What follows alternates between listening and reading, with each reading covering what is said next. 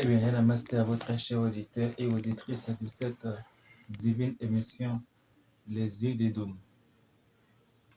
Aujourd'hui, mercredi 10 août 2022, nous sommes là, Noël Aksa Mondino, instructeur spirituel et Kahuna de la demeure de Maître Ascensionné. Nous sommes là pour vous présenter un autre aspect de la connaissance hermétique. Alors, ce soir, nous avons un thème très particulier, très profond, très hermétique. Il va vous falloir ouvrir vos cœurs. Il va vous falloir ouvrir vos cerveaux et surtout, il va vous falloir ouvrir vos sexes. Ça paraît bizarre, je me répète. Il va falloir que chacun de vous qui me suivez en ce moment ouvre son cerveau, son cœur et son sexe. C'est vrai, vous vous posez la question, comment est-ce qu'on peut ouvrir le sexe? Ouvrir le cœur, c'est compréhensible. Ouvrir le cerveau, c'est encore compréhensible. Mais ouvrir son cœur, mais comment? Sachez que le cœur aussi est un centre de conscience. Et comment l'ouvrir? Sûrement, avec les enseignements de l'Axel Armandino, vous saurez progressivement comment ouvrir le cœur.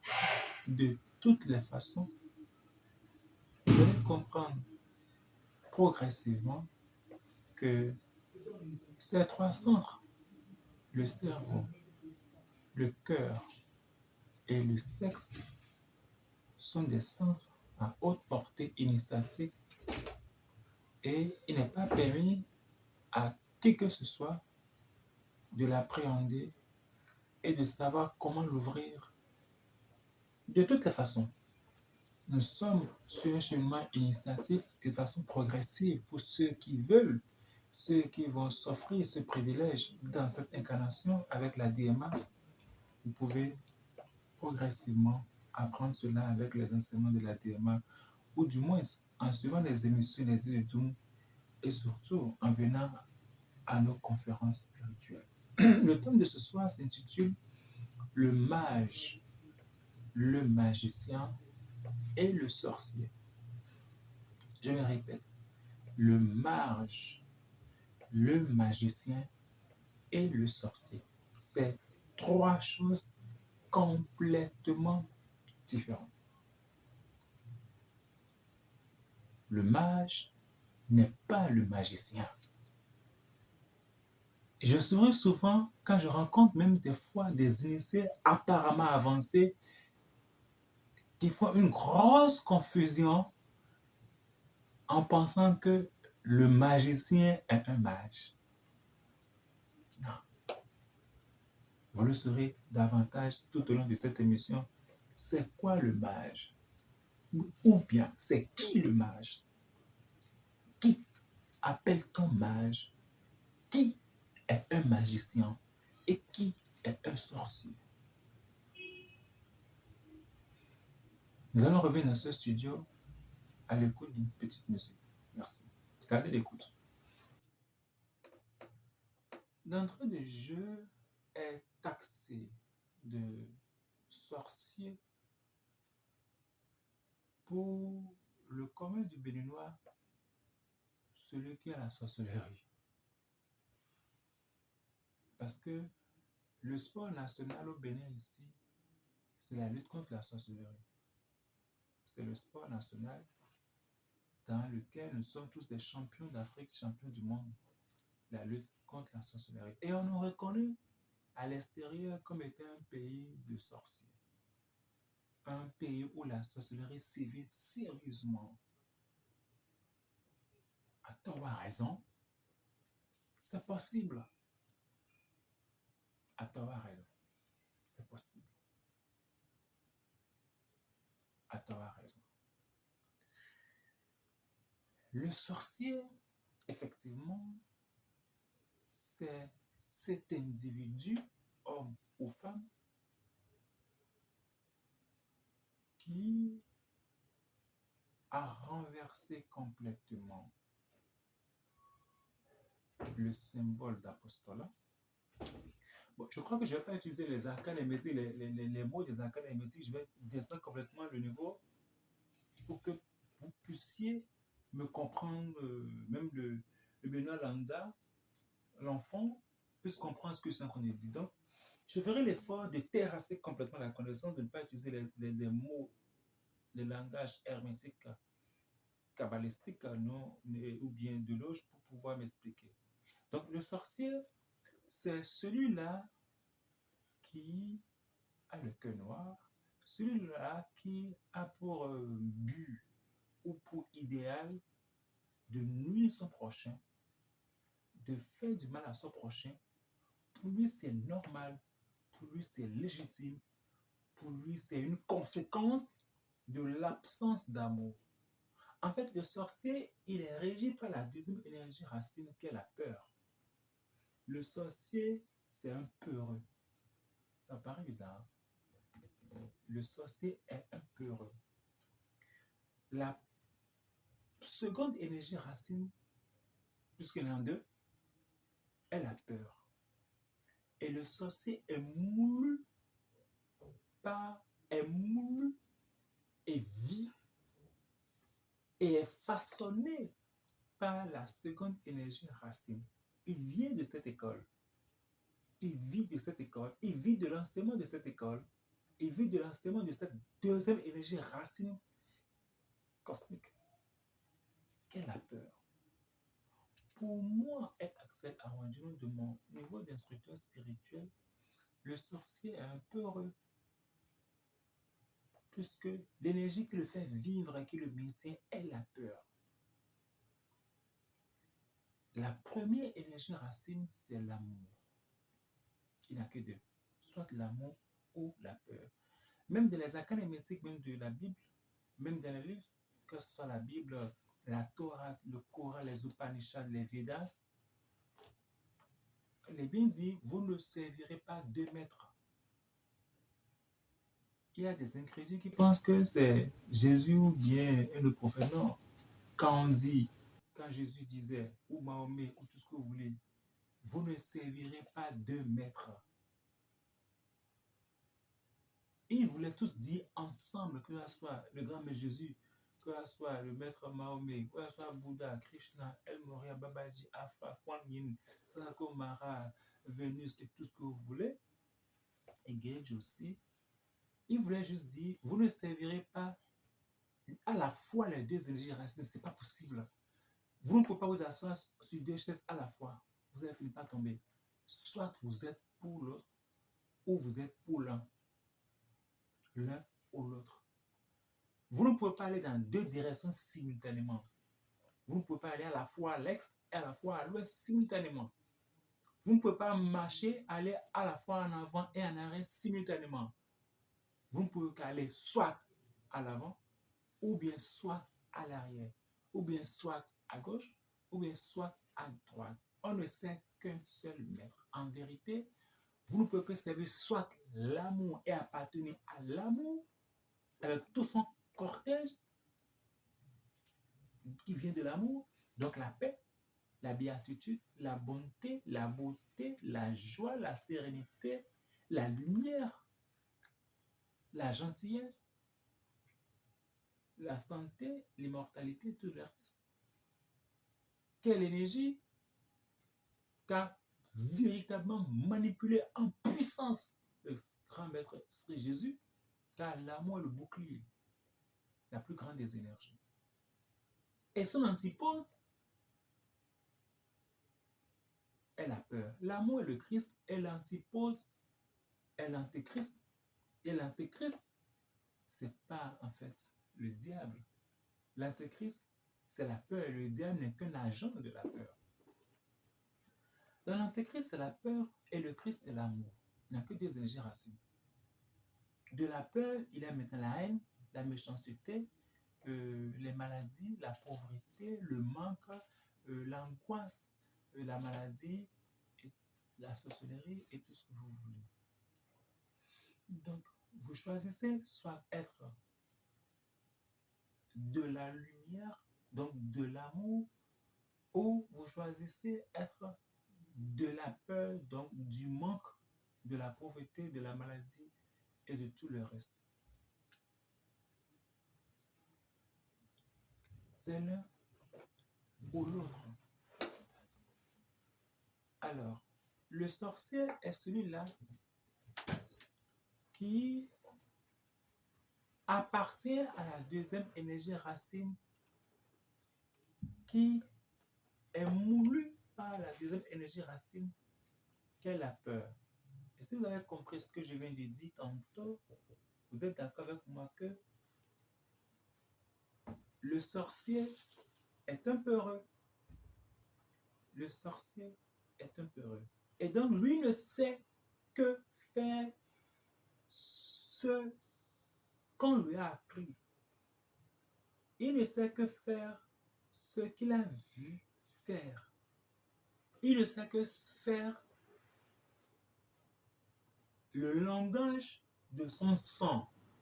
Si vous êtes né de père et mère fond, surtout de mère fond, vous ne saurez pas parler le Yoruba, puisque vous ne pouvez parler la langue de votre sein, la langue de votre maman.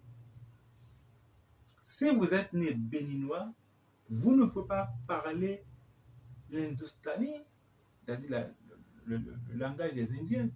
Vous ne pouvez pas parler, je ne sais pas moi, le portugais si vous êtes né de père et mère béninois, fond, quelque part. Non. Vous pouvez apprendre ça après, même si ça ne soit pas votre langue maternelle. Donc, considérez, comprenez que, c'est souvent dit, aussi vieux nous dit, si vous êtes de nature profondément mauvaise, vos enfants ne seront que pareils. Donc, le sorcier, c'est celui-là qui est dans un égrégore négatif, un égrégore de peur.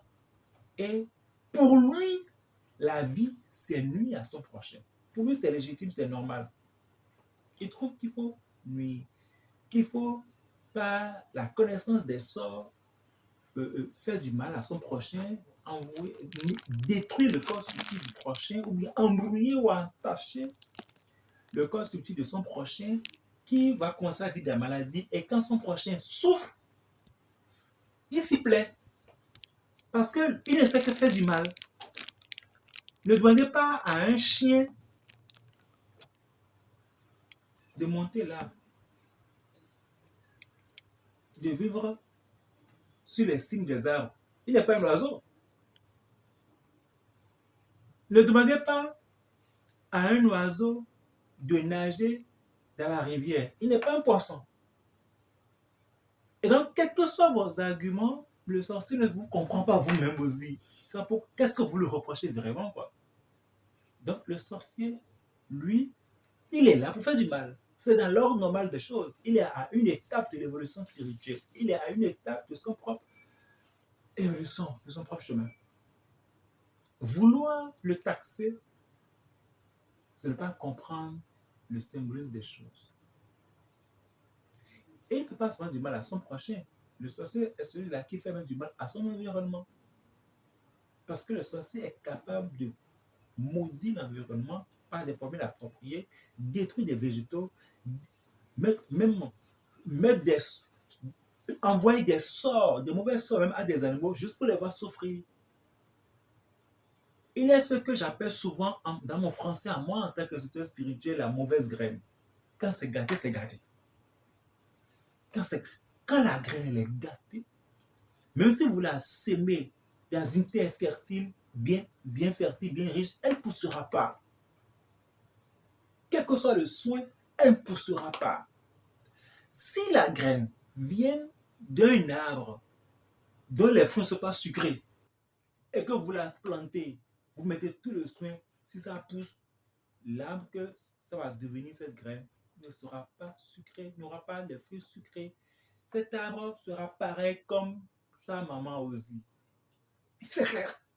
À moins qu'on opère ou vous y opérez la chimie spirituelle qu'est le greffage, qui est d'aller chercher l'ADN d'un arbre sucré, intéressant, et que vous le greffez à ce dernier pouvoir changer maintenant le métabolisme des choses. Et là, intervient l'apparition de la chimie. De la même manière que les humains, vous savez faire le greffage, de la même manière, le greffage au niveau de la nature, au niveau de la vie, c'est l'intervention des instructeurs spirituels, l'intervention des maîtres spirituels, l'intervention des anges, des archanges, l'intervention des forces, l'intervention de l'Esprit Saint, Kali Hamza, qui est de son vrai nom Kali Hamza, qui arrive maintenant à moduler, à transformer, à alchimiser cette âme qui est nulle, mais qui pousse très vite. Souvent, vous avez remarqué que les mauvaises herbes poussent plus vite que les plantes positives parce que les mauvaises herbes ont assez d'énergie.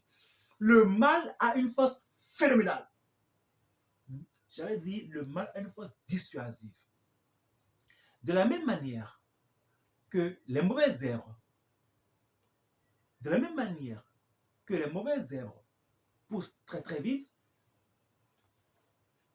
de la même manière, les forces du mal sont légion.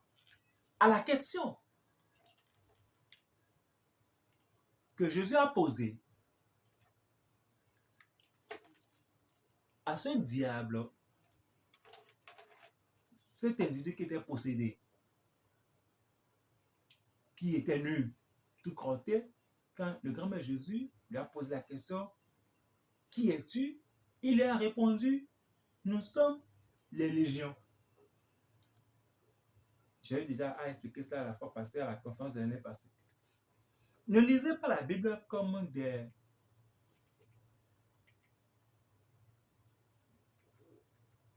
ceux qui sont dépourvus d'intelligence.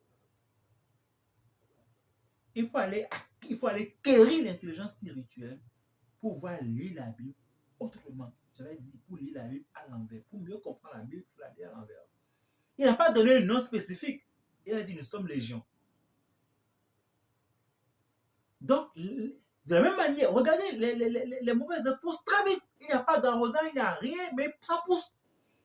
Mais vous mettez vos gazons, vous mettez les fleurs, si vous n'arrosez pas, vous ne pouvez pas suer, ça ne poussera pas. Pas très bien, pas aussi vite. Parce que naturellement, les mauvaises herbes ont de l'énergie à revendre. Il y a une force accumulation d'énergie brute là. C'est la raison pour laquelle tous ceux qui font la guerre contre les forces du mal finissent toujours par être neutralisés par ces mêmes forces du mal, finissent toujours par être envoûtés par ces mêmes forces du mal parce que les forces du mal sont légions. On ne fait pas la guerre avec les légions. Toi, tu es une, deux. Et ils sont un million. Tu fais comment? Mais si tu as une arme, pistolet, tu en as combien de balles? Si eux, ils ont tous des couteaux, tu as tué combien? Ils ne vont pas te faire la fête, il n'y a rien à dire. C'est autre stratégie qu'il faut opérer. Alors, qu'est-ce qu'on fait? L'alchimiste, c'est celui-là qui va chercher la force brute qui est là. Parce que le mal a la force brute, assez d'énergie, mais n'a pas l'intelligence. Le bien a l'intelligence, mais pas assez de force brute. Je répète. Le mal a une force brute, mais n'est pas intelligent. Il n'a pas l'intelligence divine. Par contre, le bien, la lumière, n'a pas assez de force physique, n'a pas assez de force brute, vibratoire, mais a l'intelligence. Alors, qu'est-ce qu'il faut faire? Il faut savoir marier l'intelligence et la force. Donc, il faut savoir voler le feu au diable, comme j'ai coutume de dire. Il faut savoir manger le mal à dose homéopathique pour être maintenant immunisé. Et puiser la force du mal et associer l'intelligence de Dieu pour être puissant et redoutable. C'est la stratégie. Alors, le sorcier, il fait du mal à son environnement aussi. Il est capable de foutre quelqu'un dans la folie, puis il s'en fout. Il est capable de détruire les arbres. Il est capable de prononcer des paroles incantatoires pour détruire complètement une végétation, puis un champ, juste pour le plaisir. Telle est la vie des sorciers. Ils sont là, ils ont la force, et il faut qu'ils déploient leur force. Appelez sa force comme vous voulez, mais c'est une force qui aime envahir, comme les mauvaises herbes. Ils sont là pour envahir. La force est là pour être déployée. Donc, il faut que déploie la force. C'est la raison pour laquelle, apparemment, il y en a des gens qui disent non, avant la sorcellerie n'était pas aussi aussi forte que maintenant. Maintenant, la sorcellerie, c'est énorme. Dans toutes les rues, il y a des sorciers. Mais vous n'avez rien compris du symbolisme de la vie. C'est normal et légitime qu'au fur et à mesure que la population, la densité de la population avance, que la densité du mal aussi s'accroît aussi. Il y a 20 ans, à moins que je me trompe, le Bénin avait une population d'effectifs, je crois, de 6 ou 7 millions. Aujourd'hui, maintenant, on est à 12 millions. Mais c'est normal que les sorciers, c'est l'effet aussi doivent se développer aussi. C'est légitime encore que vous comprenez maintenant que le mal, le sorcier, est régi sur l'énergie de la peur et que la peur est envahissante. Vous voyez, quand on a peur, qu'est-ce qui se passe automatiquement? On sent, c'est-à-dire, ça te prend de la tête jusqu'au pied, puis tu perds tout le contrôle. Mais par contre, l'amour ne vient pas comme ça. Quand vous êtes amoureux, c'est pas du jour au lendemain que du coup vous sentez, c'est pas instantanément que ça vous prend complètement, ça vous emballe, que vous perdez le contrôle. Non, ça vient un peu, et il faut nourrir l'amour jusqu'à ce que ça devienne puissant. Et d'ailleurs, même des fois, quand l'amour doit être puissant quelque part, il faut un peu de peur pour que l'amour soit résistant. Quand tu as peur de perdre ton prochain, là, l'amour est costaud. Quand tu as peur que ton prochain souffre, quand tu as peur que ton enfant souffre, quand tu as peur que ta femme souffre, quand tu as peur que ton mari souffre, quand tu as peur que ton frère ou ta soeur souffre, cette peur soutient l'amour que tu as pour ce dernier et cet amour grandit et est puissant. Mais quand il n'y a pas la peur là, même à dose infinitésimale, l'amour s'effrite systématiquement. Donc la peur est envahissante. L'amour est progressif, l'amour est intelligence. Vous n'allez jamais voir quelqu'un qui aime monsieur, madame, tout le monde. Quand vous quittez votre maison pour venir au bureau ou aller à votre lieu de travail, vous ne tombez pas amoureux de tous ceux que vous rencontrez. Non. Mais quand un seul individu de la voix vient vers vous avec un bâton, vous vous tenez un coup de poing, un coup de bâton, vous voyez la peur vous envahit systématiquement. Donc la peur est envahissante. Par contre, l'amour n'est pas. Quelqu'un que vous connaissez vous dit bonjour tonton, divine journée, ça ne vous dira rien. Vous dites, de façon vague, vous allez dire merci. Et pourtant, vous avez envoyé de l'amour, mais vous ne ressentez pas trop ça. Mais quand son dernier vient vers vous et vous gifle, du coup, la peur vous envahit systématiquement. Et vous êtes dans tous vos états systématiquement. Vous voyez, la paix est envahissante, mais l'amour ne vous dit rien d'abord. Donc, le sorcier, il est doté d'assez d'énergie envahissante pour détruire. Les scènes de Kama ont tellement bien structuré les choses que vous ne pouvez pas lutter contre ceux-là. C'est des forces nécessaires. En plus d'être nécessaires, ils sont en plus utiles aussi. Il faut juste changer de stratégie. Il faut avoir l'autorité spirituelle pour pouvoir arriver à les redéployer. Je dis bien, il faut avoir l'autorité spirituelle pour les redéployer et ne les exterminer. On ne peut pas exterminer la force. On ne peut que canaliser la force. C'est aussi simple que ça. De la même manière que vous avez un fruitier qui produit des fruits aussi gros, mais zéro. Ce n'est pas du succulent. Si vous coupez l'arbre, c'est que vous n'êtes pas intelligent. Allez chercher un autre fruitier qui est extrêmement succulent et greffez l'arbre là, c'est tout. Du coup, cet arbre va produire des fruits à la fois bien gros et succulents. Parce que cet arbre est nul, est de mauvaise graine, mais assez d'énergie. Ça pousse vite. Et c'est gros, mais c'est vide. C'est pas succulent. Quand vous allez prendre maintenant les arbres qui sont des fruitiers, qui sont très succulents, souvent ça appelle 2 ou 3 fruits que qu'ils donnent. Ils ne donnent pas assez de fruits. Les arbres qui sont très succulents ne donnent pas assez de fruits. Mais les arbres qui ont des fruits zéro en goût, c'est eux qui donnent beaucoup de fruits. C'est ça la sorcellerie. Hein. C'est pour ça que vous avez remarqué que chaque fois depuis Mathusalem, toutes les fois à la radio, j'envoie des bénédictions sorcières, les gens ne comprennent pas. Et je réitère encore mes bénédictions, je vais faire un gros coucou, un gros bisou comme ça à tous les sorciers, à toutes les sorcières qui me suivent en ce moment. Vous faites du bon boulot. Et quand je dis ça, les gens ne comprennent pas. Mais je vous assure, parce que vous ne savez pas que moi-même aussi à la sang, je suis un gros sorcier. Allez regarder un peu ma photo sur le site web de la DMA. Regardez bien la photo, regardez bien mes yeux. Vous savez que celui-là, c'est un gros sorcier. Et je suis un gros sorcier. Je ne vais pas vous mentir. Si je n'étais pas un, je ne sais pas comment l'expliquer. D'où j'aime bien bouffer les imbéciles qui me font chier. C'est comme ça. Alors, je m'arrête là pour l'instant par rapport au sorcier. Alors, qu'en est-il du magicien?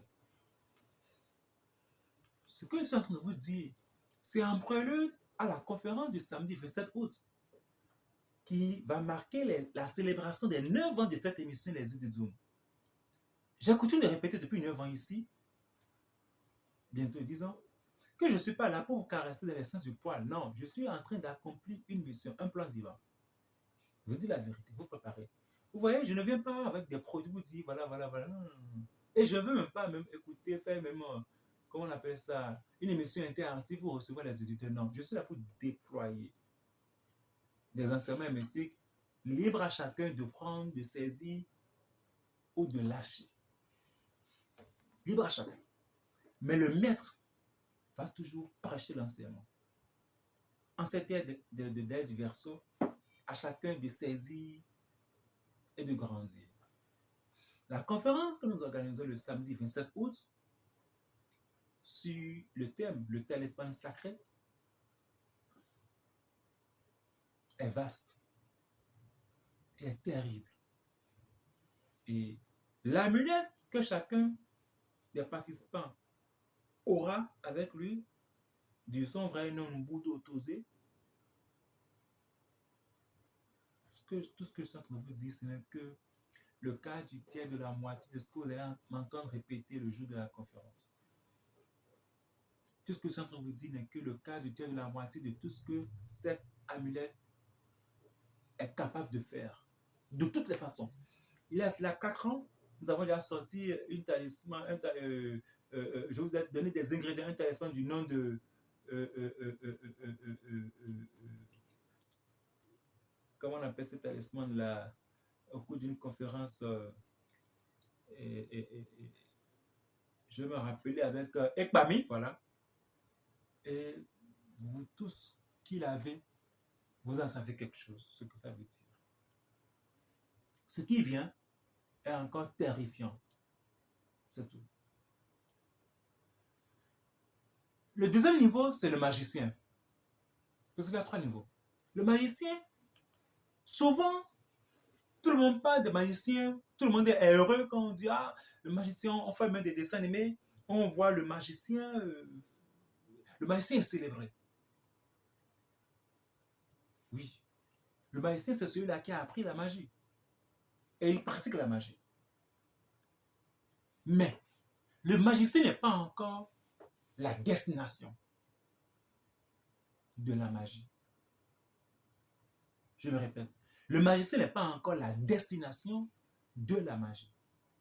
Car, suivez-moi très bien, le magicien pratique encore la magie à des fins personnelles. Le magicien pratique la magie à des fins personnelles. Il est encore limité. Il fait de la magie pour s'en sortir, il fait de la magie pour son propre plaisir, il fait de la magie à des fins personnelles. Il ne fait rien pour l'humanité. Il ne fait rien pour influencer son environnement. Il a des outils, il se sert des outils pour lui, pour sa petite famille. En fait, il se sert des outils juste pour satisfaire son ego. C'est ça le magicien. Alors, les Béninois, oui, le Bénin est rempli de magiciens. Car la connaissance est au Bénin. Oui, nous en sommes tous conscients que nous détenons des secrets, de puissants secrets, de puissants remèdes, de puissants pouvoirs au Bénin. Mais ces pouvoirs, ces secrets sont détenus par des magiciens. Ils utilisent ces secrets à des fins tout simplement personnelles. Voilà ce qui explique la prolifération des prêt-à-porter spirituels, de monsieur, madame, tout le monde qui a 2 ou 3 secrets qui viennent à la radio pour dire j'ai tel produit, j'ai tel ceci, pour lutter contre la sorcellerie. On fait toujours tout pour soi, pour se faire connaître, pour s'afficher. On n'est que des magiciens. Ils sont que des magiciens. Il n'y a que des magiciens. Mais ce n'est pas ça qui élève. Le magicien fait beaucoup attention à son ego. Il veut se faire connaître. il veut, c'est lui qui connaît tout. C'est lui qui fait ceci. C'est lui qui présente des secrets.